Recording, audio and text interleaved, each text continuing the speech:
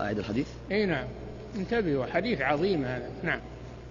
قال رسول الله صلى الله عليه وسلم: إن الله زوى لي الأرض. الله على كل شيء قدير، يعني صغرها، صغر الأرض أمام الرسول صلى الله عليه وسلم حتى صارت في مشهد الرسول يشاهدها كلها. نعم. فرأيت مشارقها ومغاربها. نعم. فرأيت مشارقها ومغاربها هذه معجزة، هذه واحدة، آية واحدة. نعم. وإن أمتي سيبلغ ملكها ما زوي لي منها. هذا الثانية، المعجزة الثانية، أخبر أن أمته ستملك ما زوي له من المشارق والمغارب، وقد حصل. نعم. وأعطيت الكنزين الأحمر والأبيض. الأحمر اللي هو كنوز الروم وفارس والروم، الأبيض والأحمر يعني الذهب والفضة. نعم. قال ابن ماجه: يعني الذهب والفضة. نعم. وإني سألت ربي لأمتي ألا يهلكها بسنة بعامة، يعني بجدب عام. نعم.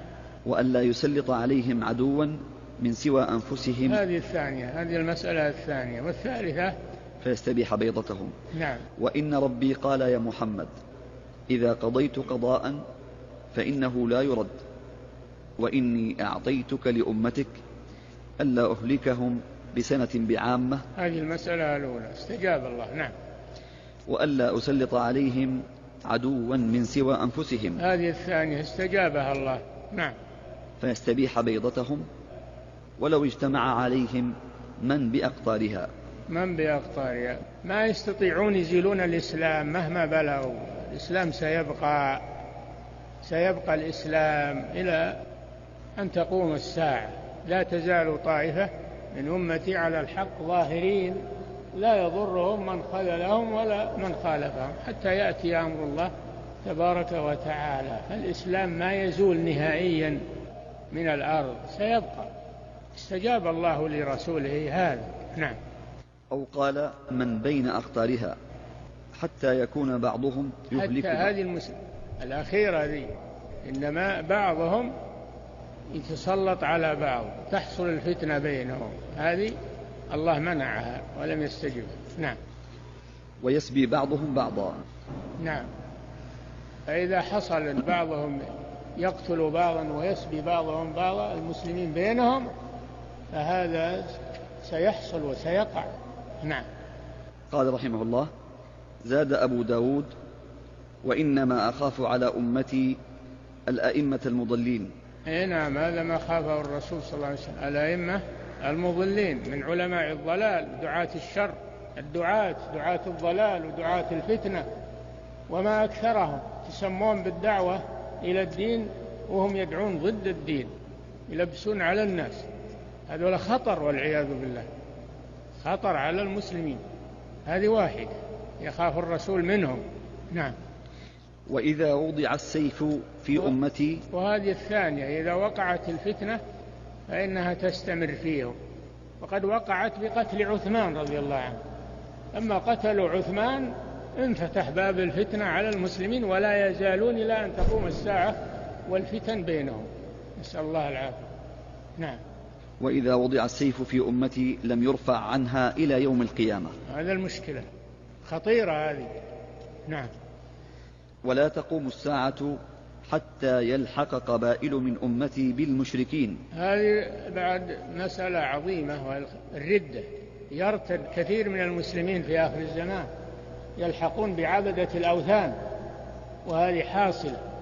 كثير الذين يرتدون الآن عن الدين يتبعون فارس والروم ويمدحونهم ويتعلقون بهم ويعظمونهم، وأنهم هم العرب وهم الناس، وهم اللي عندهم الحضارة وعندهم الرقي والتقدم، ولا ينظرون إلى دينهم، ينظرون إلى ما معهم من الدنيا والفتنة، ويرتدون عن الدين والعياذ بالله، يقولون هذا ديننا ما بخير.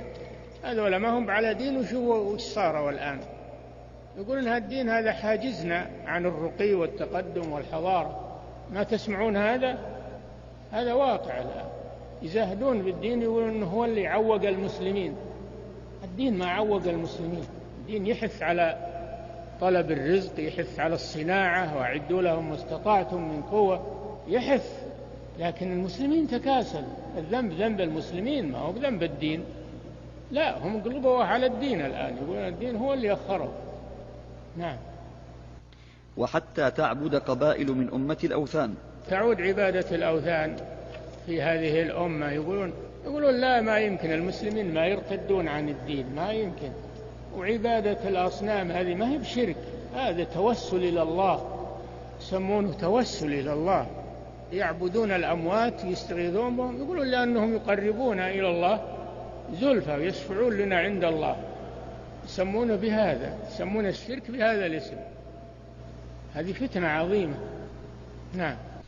وأنه سيكون في أمتي كذابون 30. هذه أيضا مصيبة، أنه يظهر ناس يدعون النبوة، ولا نبوة بعد محمد صلى الله عليه وسلم، لا نبي بعدي، وخاتم النبيين.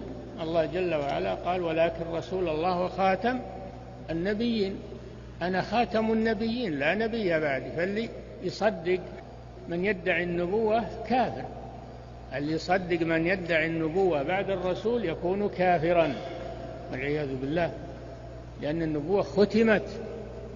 نعم. كلهم يزعم أنه نبي، وأنا خاتم النبيين لا نبي بعدي. لا تصدقوهم، لا تصدقوا الذين يدعون النبوة. نعم. ولا تزال طائفة من أمتي على الحق ظاهرين. هذه البشرى بعدها الفتن والشرور. الحمد لله الدين باقي، مع الفتن ومع الشرور الدين باقي، لكن من يتمسك به هذه هي المهمة. يتمسك به يحتاج إلى صبر، يحتاج إلى علم، يحتاج إلى ثبات. نعم. ولذلك يقل التمسك به. نعم. على الحق ظاهرين لا يضرهم من خالفهم حتى يأتي أمر الله. والله حديث عظيم هذا جدا. نعم.